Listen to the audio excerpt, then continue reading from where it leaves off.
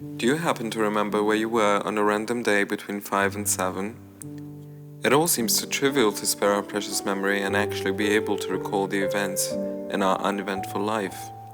Whoever it may be, it is too precise a request put down in front of us.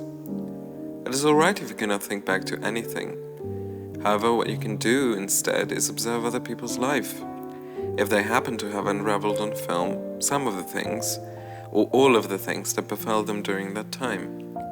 This is what Agnès Varda's 1962 film Cléo from 5 to 7 does. As real as fictional time can get, we are faced with a querent during a terror session, and the film takes us literally from 5 p.m. of the character's day to 6:30 of that very same day, which might as well be 7, considering that 6:30 does not sound half as enticing. We see colors changing when the deck is spread out and when the camera switches back to people's faces. This may seem like an insignificant detail, but it seems to be directing us to the harsh reality that the querent has to face, compared to the enlivening joviality of the colorful cards that seem to be her way of detachment. We relate to her in the very first minutes of the film. She is devastated upon seeing a death card. I'm not sure about anyone else, but I reacted pretty much the same way when my spread revealed this fascinating image, contemplating how my precious life would have ended. In this case, this is an ironical message, conveyed as something that is figuratively not the equivalent of cessation of life, but seems to be, and at the same time, even if it's taken literally, it can also represent truth. However confusing this might sound, our querent, a semi-celebrity, a young singer, Cléo, is a few steps away from finding out whether she's dying from a malignant tumor or not. The interminable 2 hours, which she has to spend with us, running errands and dealing with her disquiet, should of course be killed off by assumptions that are conceived by divination. If you think back, or rather forward to the future, to Ingmar Bergman's persona, you will know that comparing hands is a bad sign, but it seems that for Cléo, reading palms should also be avoided. Later disclosed to us is her certain death, which, fortune tellers, is on her hands. Apart from the death card, that does not at all signify a malady of some sort that can kill you. We can see later how this latter foretelling is much more accurate than the former, where she is changed but not quite dead, and we, as the witnesses of her transformation, are sated and seated in front of a screen, longing for something that we cannot quite put our finger on.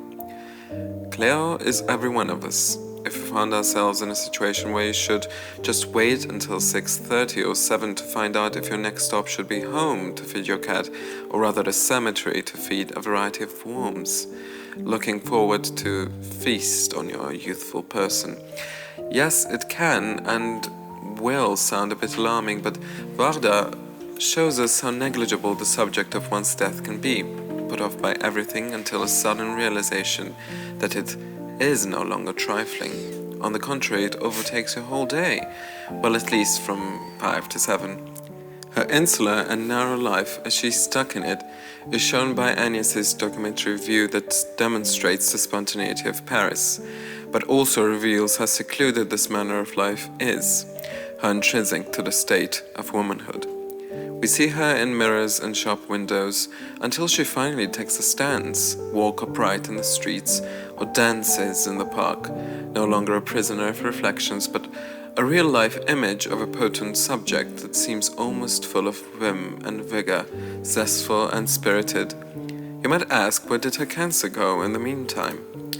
And shall be surprised upon finding that she's still dealing with that question with just a bit more vivacity, striding down the packed streets animatedly.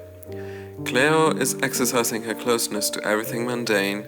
She buys a hat, but in her superstitious conviction that wearing something new on Tuesday might be ominous, connected to bad luck, sends it home instead of carrying it. Can all of us be blamed for being cautious when our life is in shreds or is hanging from a cliff?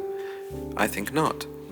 You should take your chances, even if it's the last straw you're taking out, and Cléo is a magnificent example of a woman who is not vain or spoiled, but rather misunderstood by all around her. Varda, as a woman, crafts a character so we can understand how a dynamic between a man and a woman should not always represent a petty exchange between two hostile sexes. No matter how short a period is, it can be very telling, and so is this hour and a half for our heroine, that walks around Paris in a very eccentric or either very inconsequential situations. Je t'interdis. Ça m'énerve. Tu as toujours l'air de dire que je n'ai pas ce qu'il faut pour faire le métier. The song that Corinne Marchand sings in the film shows how distraught her character truly is. She is facing us directly. We can see her visage changing rapidly as she takes on a note that envisions her dead in a glass coffin, in her aloneness whilst she is ugly and livid. Cléo, misconstrued and misjudged by her male friends, finds solace in solitary state of walking. We could even see her smiling without her wig, that seems to represent her persona in a way that society expects her to behave, like a celebrity that can be heard on a radio but whose heart is never unveiled nor her truest emotions divulged. As Virginia Woolf, respecting the life's jollies and holding sacred art, not in transcendental revelations but ordinary, indeed very much trivial moments, Cléo too is a follower of routines that cannot be put off just because she is expecting a result of a biopsy. In her incessant shower of innumerable atoms, she crafts a little tinge of her reality for the viewers. In her tranquil, unhasty observation, she notices herself as she is. Cléo reveals to the man she met and to us that her name is Florence, and agrees with him to get the results in person rather than call the hospital. This is a reversal that has not been caused by an encounter with a stranger, but by the acceptance that her fear of death brought to Cléo. Varda, in the final moments of the film, also discredits the power of such dread that follows a terrible diagnosis. We are met with the fact that she indeed was right in her alarm, but to not an extent which caused her to debilitate. She will be fine with 2 months of care, which is worse than the absence of a tumor, but better than an assured death sentence. Il me semble que je n'ai plus peur. Et il me semble que je suis heureuse. Cléo finally lets go of her fear, and we see her finally happy and understood, no longer misapprehended and gloomy. So maybe you won't be able to remember where you spent the evening of the longest day of the year, but surely if you ever consider watching this wonderful film by legendary Agnès, then you will sometimes recall that you should never define yourself solely based on society's perspective or as a mere fantastical object. In her vanity, Cléo, even though glorified, is still objectified. When she walks past the countless mirrors she wishes to see her reflection in. In the end, her conscious self overtakes the world she lives in. Being constantly observed by others, she starts to watch herself, becoming somewhat active instead of being inert and unassuming. One can never quite grasp how Varda's genius shows the suffering women went through, even if their troubles were left concealed. However, we can all appreciate the sheer resplendence of her work, showing us how mortal and perishable human life is, but how it can be enjoyed if one understands how to navigate the ordinary mind on an ordinary day.